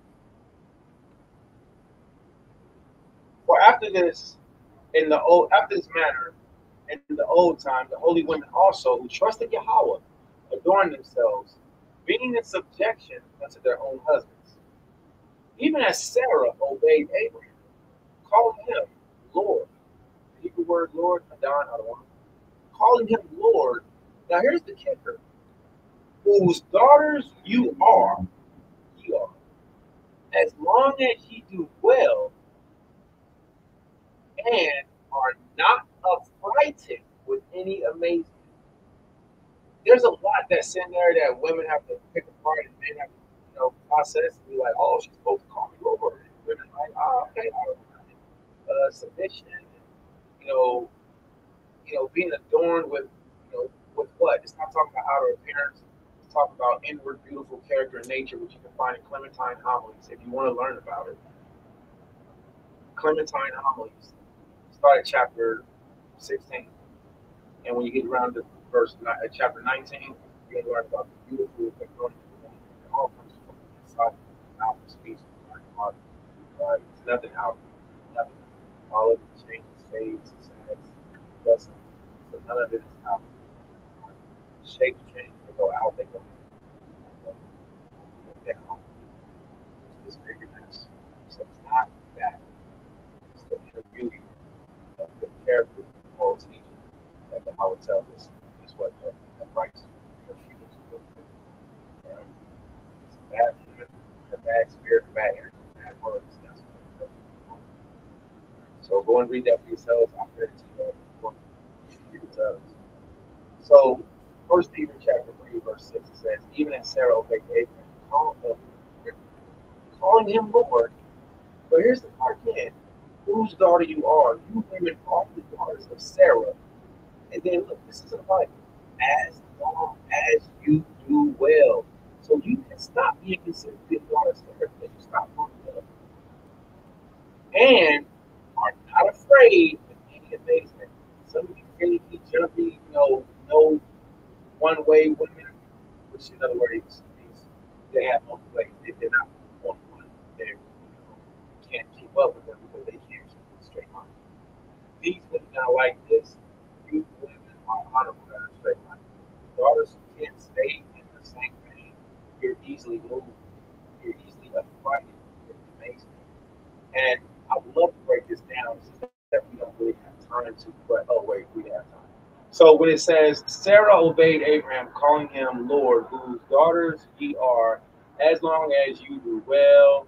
All right, we don't, y'all don't understand that, but my mind and eyes and ears have watched women blatantly and openly lie and admit information and pretend to do. So now that I see that they have that capability for it, I got this is a real thing. So the Father said to the first, men are not provided with any amazement. I want to look at this trade first. So YaHaWa tells women, don't be afraid. Let's get the word. All right. Strong's G, 5399. Fabeo. Fabeo. All right, so that's phobia. All right, so phobia, right? So let's look at this. So the Most High says, don't have no fear. He says, be not afraid, be not afraid. All right. He says, don't be put to flight by terrifying or be scared away. He says, Most High tells you, don't be put to flight, not to flee, to fear, to be afraid, to be struck with any fear, or to be seized with any alarm. All right. Of those who are startled by strange sights, occurrence, for those who are struck with amazement, to be feared, to be afraid, i.e., fear, to be hesitant, all right, to do something for fear of harm, to reverence, venerate, to be treated, to treat in a different, to treat with difference or reverential obedience, all right. So there's a lot with that, but ultimately it passes down for what I see. And anybody tells me what you see as far as this, the Most High tells the women of Israel to not. There's a way that I would have said it back in the day, and I'm going to say it like this. Don't be moved just because your heart got moved. All right. Don't become faint-hearted. Don't become, a person that's easily movable. Don't punk out. Like I said, don't punk out. All right. Don't become afraid. All right. And the majority of the time that happens, it usually has to do with your own imagination or it has to do with other people. Remember, imaginations aren't real. They're not. All right. So let's look at amazing. What the Most High tells you women to don't be afraid of amazing. All right. So let's look at amazing real quick. And this is the same thing. Why are we doing this? Because we see the mother, when she watched all 7 of her sons go through the worst tortures that has been documented. He's made with martyrs. I don't see it working for her. Okay. All right. So to be afraid with terror, all right, this is amazement, all right. To be afraid with terror. Yeah, to be alarmed or anything, all right. Oh, I'm not doing that. I'm not going through that. You're gonna go through that. You're gonna go through that. You don't have a choice but to go through that because you're still alive. All right. The scripture says that she had the heart of Abraham. All right, but the young woman's mother was moved by sympathy for her children. She had the same heart as Abraham. We're reading this because we're looking at the courage of the spies. We're looking at the courage of the military actually today. The U.S. military, their fortitude, their flood is supposed to be based on the all right. But not only that, also, you, SHALAWAM, you be heard, SHALAWAM. Did you have something to bring out? All right, mute up for us then. Just for a second. All right. So this is the song of praise for the mother who watched her 7 children murdered. I've read this, and it makes me sad because I haven't seen other Israelite women cry and read this. It's like a show or something, But these things are here for us. They're for our encouragement. All right. So let's look at this. Let's finish this up real quick. We are in 4th Maccabees. We're in chapter 18. All right. Check this out. 18. Israelite children, all you who are descendants of Abraham, obey the law and worship YaHaWa in what? In every situation. Don't doubt that God is thinking rules over emotions. This includes not only desires and the feelings that come from the inside, but also the sufferings that come from the outside. Because of this, those who gave up their suffering for the sake of the gospel of life, not only on human admiration, but were also judged to be worthy of a divine reward. The nation was not peace again because of them. The nation was at peace again because of them. Once obedience to the law had been revived across the nation, they slaughtered their enemies. The tyrant Antiochus was punished on earth and the countries. And he continued to be punished after death. By no means could force the Israelites to adopt the foreign way of life and to change the customs of their ancestors in any way. And so he left Jerusalem and marched out against the East Indians or Persia. All right.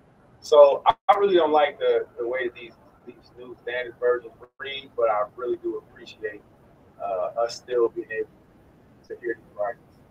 All right. So we're gonna put it. All right. So when we're looking at that, what we're going to look at is the case of spies. These men were men of courage. All right. They were men of back downness at all. Okay. And that's what YaHaWa requires of us. He requires us to be men of courage and fortitude. All right. And it is not easy to work with people that don't want to go forward. You had 2 men that wanted to go forward. You had 10 others that told everybody to stay back. These men caused courage to faint. All right. Second, Ecclesiastes chapter 2. Ecclesiasticus chapter 2.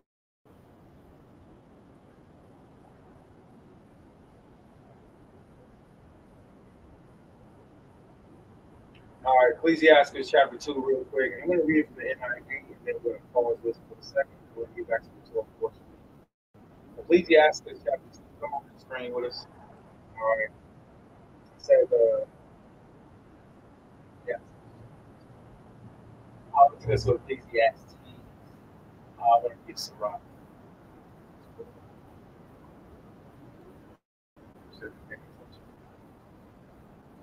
And it's 2.5 seconds. And you have something you want to bring out, sister? That's not. You got something? Come on. Oh, yeah. All right.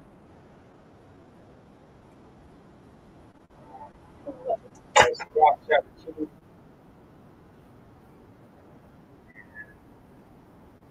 This is the revised version.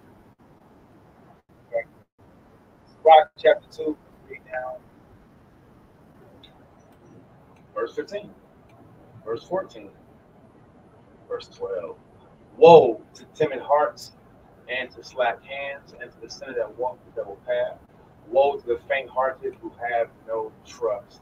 So when we go to the book of Numbers, this is what we see. We royal said the Most High. For our lack of confidence. The Most High gave us how can we not mention the water that came out of the rock? You know, how can we not mention the water that He made sweet for us? The Most High did everything for us, and for us to continue the planning process. You know, it just took us to the next level. So then again, man, so 40 years of work, long time. But the beautiful part about this is the Most High is merciful. So at the end of this, we go to Numbers chapter 14, and He tells us how to do the oblations. That's what we're doing now. All right, how to do oblations. Okay. A lot of us read this. I'm very grateful that this is good. We bring out of it. Numbers chapter 14, and let's start at verse 38. 39. Numbers chapter 14, verse 39. And Masha told these things to the children of Israel, and the people mourned greatly. Look at this. And they rose up early in the morning. This is what the Lord does. Yasharahla does this. When the Father tells us to move, He wants us to move. And we found out this lesson hard. Because the Father said, go and defeat your enemies. Go and take the land. And in the process of doing so, I'm going to give you all the favor. So the Most High told us everything we can do. He didn't have to explain to us how, but so on. He just had this plan. And this is where it took it when we went off at. Because at first we didn't want to fight the enemies. Then after the Most High said, okay, well, since you're going to do that, this is what I'm going to do. Then Israel was like, okay, hold up, we'll make that. But then I was like, no, make that move now, it's going to be like this. So when the Father put us on the assignment, which is good, it's quite quiet. I'm quiet a lot right now, and the part of the reason I'm quiet a lot is because I'm not accessible. You know, for whatever reasons, the Father has me on the Isle of Patmos. The one or two people I talk to are just enough. All right. But when he lets me off of the Isle of Patmos, oh man, I'm gonna cry loud and spare not. All right. Let's get to this, man. You gotta be obedient. Numbers chapter 14, verse 4. And there was a rolling in the morning, got the top of the mountain, saying, "Lo, we are here." They said, "We didn't do it now. We will go up into the place which YaHaWa hath promised, for we have sinned." And Moses said, "Wherefore now do you transgress the commandment of YaHaWa? But it shall not prosper." Why did Masha say that? Because Masha saying, now I just told y'all, don't do it. It's not going to work out. Now children of Israel saying, we want to do it. But Yahweh said, no, man. So whenever we try to go against that, Masha Moses, I said it again. Masha said, go not up, for YaHaWa is not among you. And you be not smitten before your enemies. For the Amalekites and the Canaanites are there before you, and ye shall fall before the sword, because you are turned away from YaHaWa. Therefore, YaHaWa will not. But they still go to the hilltop, nevertheless, all the covenant of YaHaWa and Mashah depart not after them. Now, if y'all remember, I was last week's Torah point, the thing that happened when we read it. And Masha, he would say a prayer, and the Ark of the Covenant would go forward. And then whenever the Ark of the Covenant came back to rest, Masha said a prayer, come back and rest amongst the thousands of the children of Israel with us. All right. So that's Numbers chapter 14. All right. 13, we have a census of the Levites that went through. 14, we had what? We had the sacrifices, the offenses, offerings. And then after that, the war and the rebellion. We could win any war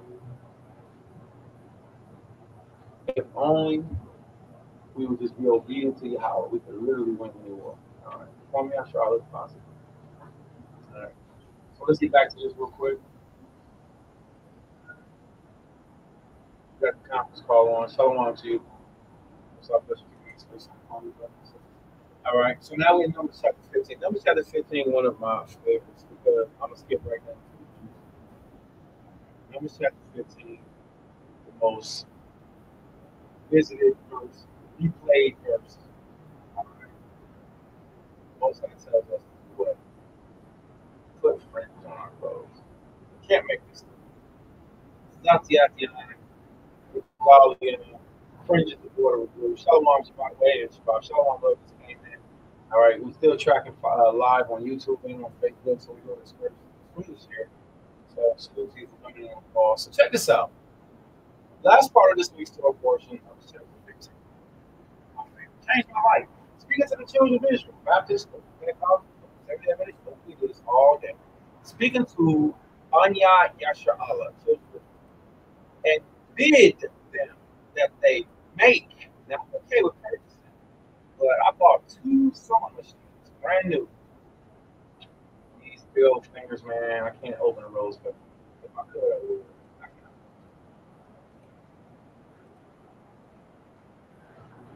I can't open a rose petal with these clumsy hands of mine. Unfolded. Here we go. Unfolding the rose. Unfolding the rose. Let me see. Did I get this to share? Oh, man, it got me. I thought it was let me read it. Place some stuff for that. Unfolding rose. Let me see.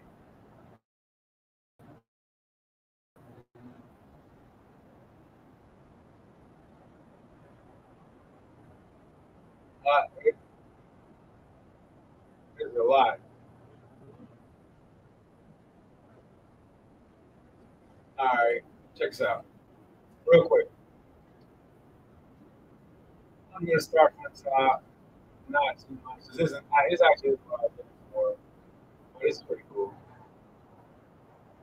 It's only a tiny rosebud. Flower of YaHaWa design. Allah is power. Flower of Allah design. But I cannot unfold the petals. It's clumsy and it's hard. My mama, she said this to me when I was little, and it's so dope because now, me being a little man, I do all this making stuff, I got this big rough hand and all this cool stuff. Sometimes I can't type, sometimes I can't see, sometimes I can't do this. That's something that comes to my mind, man. Yeah. But you know, so, all right, so let's get back to this real quick. Torah portion. Numbers chapter 15. It's hard to do so much things. I have to quick close and think. So I can't open those better, but I know I make sense. I see this week's Torah portion. Boom, got this subject. Something that we on also this week's Torah portion had spot,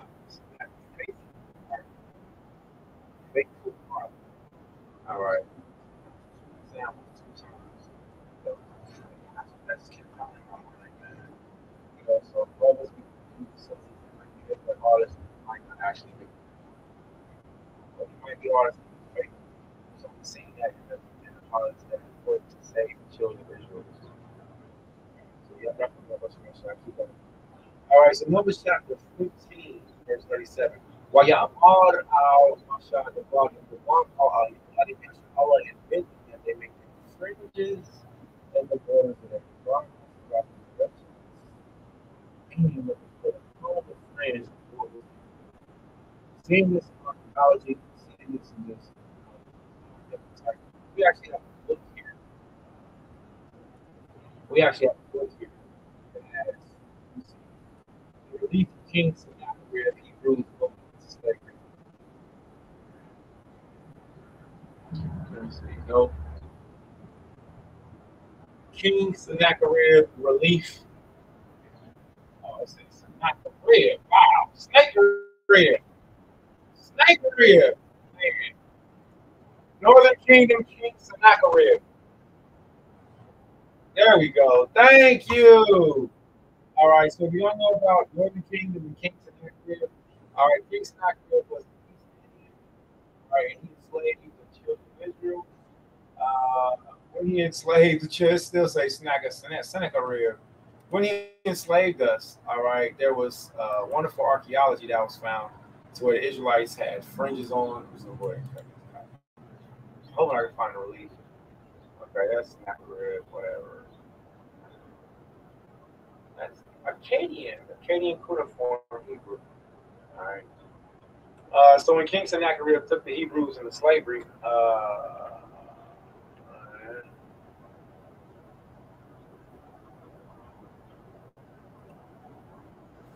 the artifacts that were there that were found still had images of Hebrews, not only with our beards, but with fringes and with garments on. All right. Let's zoom into this one specifically. All right. What you're looking at, this is a relief, right? So what you're looking at on this relief right here, these Hebrews are being thrown into the waves of water by the Arcadians of the East Indian soldiers. These are the East Indian soldiers. They're throwing everybody in the water. These are Hebrews being made to serve in slavery. All right, as you can see, now this relief is a little bit more blocky, but let's call it right there. All right, that's the invasion of Sennacherib. There's an infamous one, and it's actually the other side of this one. All right, so this exact same slave, this other side, this is actually a soldier's leg. He's holding a spear to the back of 2 Israelites, and they got on fringes, and they also have their nappy beards. That's one thing. Don't spend too much time on it. All right. For your research purposes, if you're looking at this captivity, you're looking at those people's things. Yeah, man. That's very good. Yeah. All right, that's excellent. So we have the Assyrians, which they think, how do we tell that they're Assyrians? Because their beards come straight down, they have beads on it.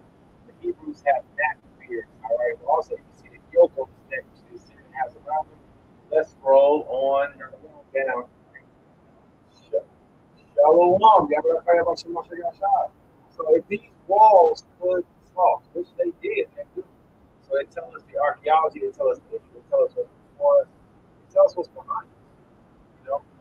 So it's good that Yasharahla sees this. So the Most High tells us, like almost a parchment saying that the Israelites had fringes on, the Israelites had fingers, right?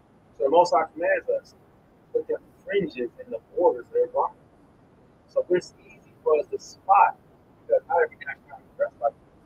All right, throughout the generations, that's how we live, but they put upon the fringe of the border. Now, let me look at this real quick because a while back, most of you know, did kind of a little bit under the radar. But when we go to the fringes, it says a border of blue. The word that's right here is blue. It's actually what? It's actually violet. It's actually purple. So it really doesn't say a border of blue in English or Hebrew. All right. Now, this is where you do away with blue because the blue goes to the color purple spectrum. So that's why a lot of Israelites wear blue, but purple is what I should say is violet. All right. Pretty cool information, man. I love that part right there. That tripped me out. I was like, oh, wait a minute. They don't say the border of blue. So that's why it's important to read in our Lashwan. It's important to read in our language. So you will see Israelites here blue, here purple. Which is why I love the part of the Galite culture because now we see the blue, purple, and purple incorporated in all their clothes. So, all right, but what is the purpose of the purple border? That you may remember all my commandments and behold your God, YaHaWa. Right, behold YaHaWa, your power which brought you out of the land of Egypt to be YaHaWa, and behold your life. All right. Once they body out by showing my shack outside, lost that connect. All right. Make the way for us to be able to understand that God gave us only nationality in the world. Okay. All right. You hear me? I hope you still hear me on the conference call well. The only nationality that's in the world is okay. So I'm really grateful that the brothers did this 12 portion. I give it up again to our sister, we're ready to switch 12 portion. I'm praying and hoping. We don't want to do too much at once. And I'll walk the proper portion, the gospel portion, and we also have the other ideas that's been spoken of that we want to see come into the book. Okay, so Sister Maria and the rest of you sisters, all right, SHALAWAM, all right, the daughters of YaHaWa, all right, SHABBOTH. All right, I'm grateful for the others. Well, this book was recap of the book, and if I drop and if other people have time, I'm going to do some more. All right, so if anybody need me, give me a little line. Let's have because we're people that might even answer. But until then, we're still in study mode, still focus mode. I don't want to deal with anything that's, like the world. So right now, I'm focused mode in scripture. So for me, it's what happened. Like I said, I'm one, 6 for that.